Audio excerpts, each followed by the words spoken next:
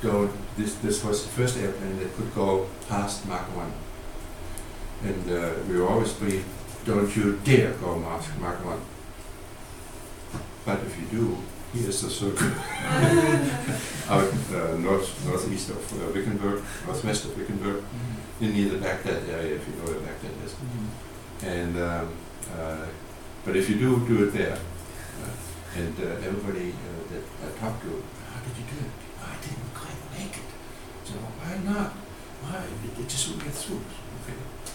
So I thought, I'll be real smart, go to 41,000 feet, as high as possible.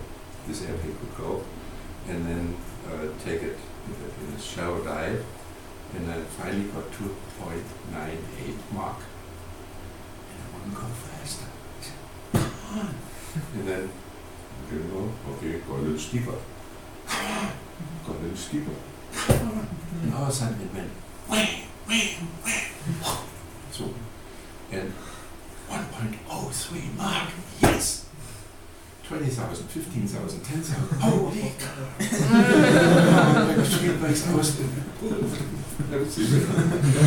I missed those mountains near Wittenberg. But that was my first Mach 1 flight. And when it went into the critical range, the airplane just fought like crazy. And, but once it was through, it was wonderful. And there are thousands of stories. I mean, 24,000 hours. It's a lot of flying time. The military had close to 3,000. And then I did get out of the German Air Force in 70. And then I had married an American woman. So I stayed here in the States and did civilian flying.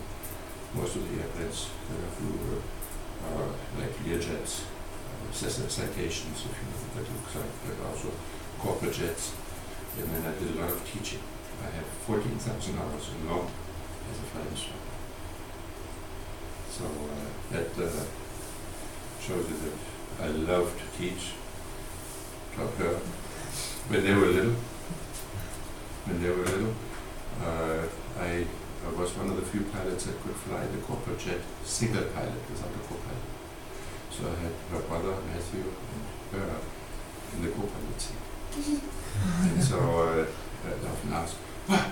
You have both in the front seat? So yeah, I need two co-pilots.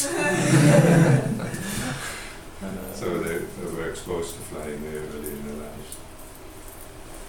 Does anybody have any questions? Just anything in general? Do you have any interaction with Soviet fighters, like in the air?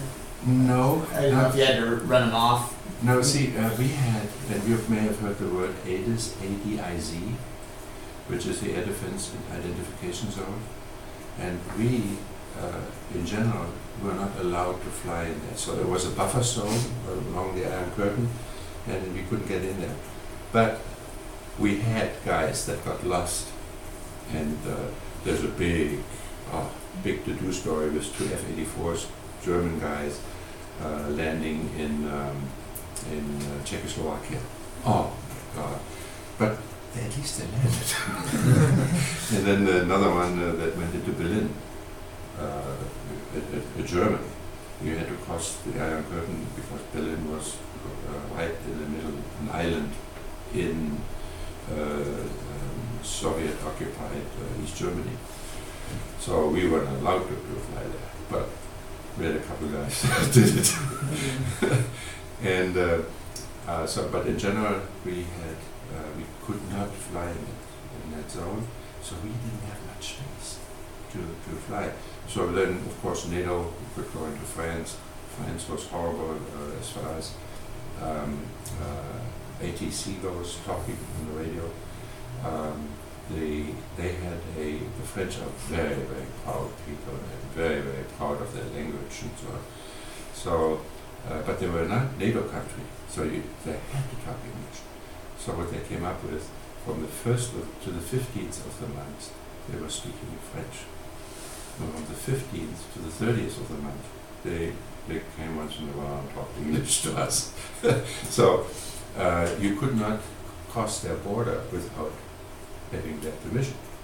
So when they started the French part of the thing, we just busted right into it because we had to go down to Sardinia, to the Mediterranean, and we had to fly around Switzerland. Switzerland was neutral, so we had to fly around Switzerland, and so we crossed the French border, and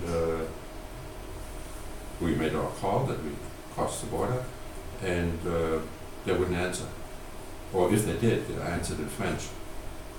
Those of us who learned a little bit of French understood a little bit, but so I said, let's pretend we have radio failure.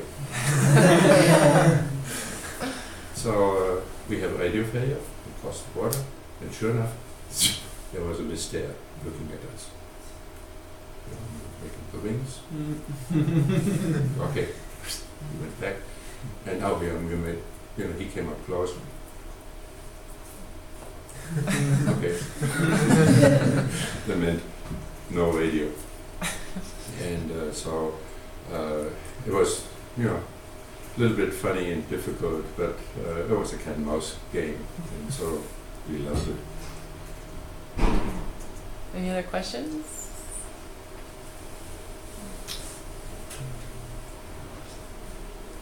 Any advice you have for them just entering their Well, as I careers? said in the beginning, as far as leadership goes, you've got to be a leader when you handle a complicated airplane like I told you about. I mean, any of these airplanes. Even if you fly a little airplane, a little propeller airplane, when you get your training, be very, very knowledgeable. Know the stuff. And just pump those instructors that you have. Pump them. Get information as much as you can. And the emergencies that I had, some of them, as I already told you, some of them I should have jumped. And but there was still enough available that I knew, by really concentrating into the machine, that I knew I could bring it home. And the same thing with I didn't tell you so. I had a student. We did a nuclear bomb dropping. So we simulated the actual missions that we were doing in Germany. So we had these low levels, and then went to the gunnery range down in near Hiller Bend, what that is, and went to the range, and he dropped his bomb and actually did a very good score, and then he continued on. And so, do you think I should jump? This is a German guy. I said, what's the problem? So I come up and close. And he had the stick in his hand, the control stick. Should I be allowed? He had the autopilot on. Should I be allowed? And I said, well, how much stick do you have down left? Yeah, a little bit. I said, well, let's see whether we can fly. And so, it works a little bit. So, okay, let's go back to Luke. And so he managed the airplane, and we saved the airplane, even though he had only half a stick. So we had to go way down, fly the airplane.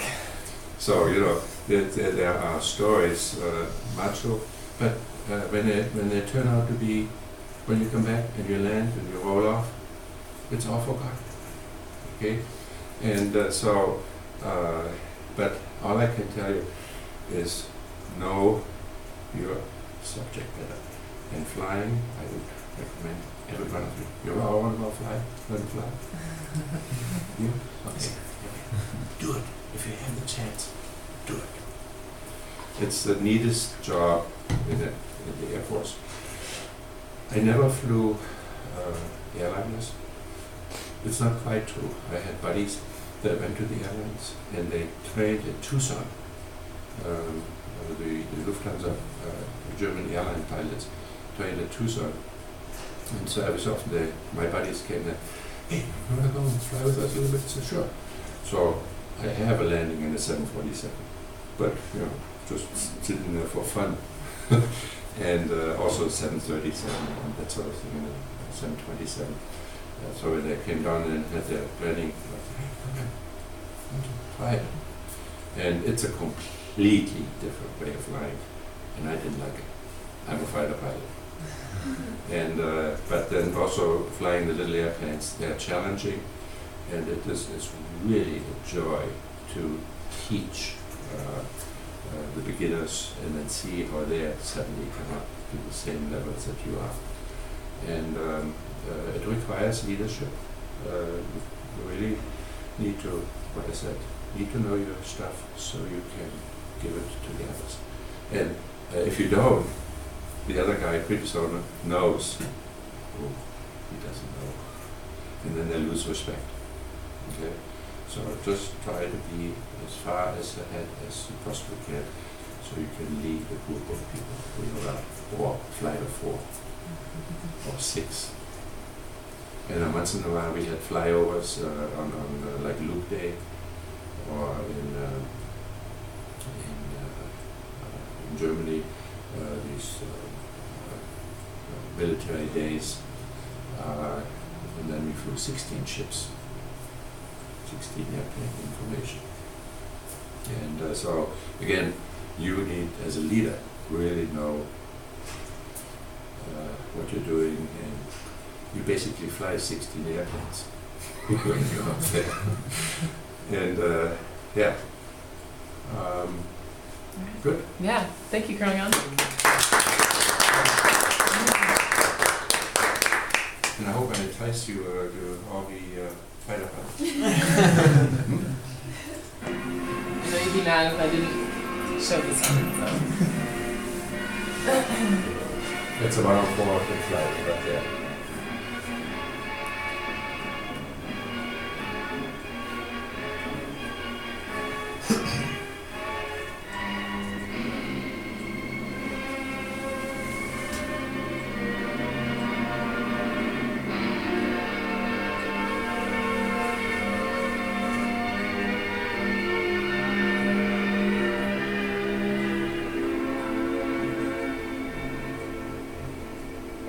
Slipped the surly bonds of earth and danced the skies on laughter-silvered wings. Sunward I climbed and joined the tumbling mirth of sun-split clouds, and done 100 things you have not dreamed of. Wheeled and soared and swung high in the sunlit silence. Hovering there, I chased the shouting winds along and flung my eager craft through footless halls of air. Up, up the long, delirious, burning blue, I topped the windswept heights with easy grace, when never lark nor even eagle flew. And while with silent, lifting mind, I trod the high, untrespassed sanctity of space. Put out my hand and touched the face of God.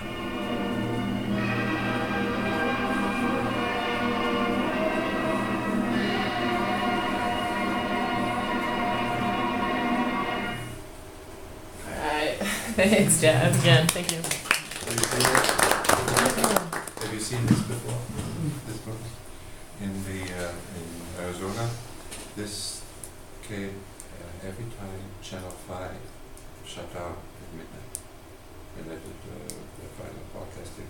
They are in this high flight, and to me that is the best. Of course, it's not a the high flight. You know high flight, right? This poem. You've read it, seen it before. It's so nice talking to you guys. Thank you.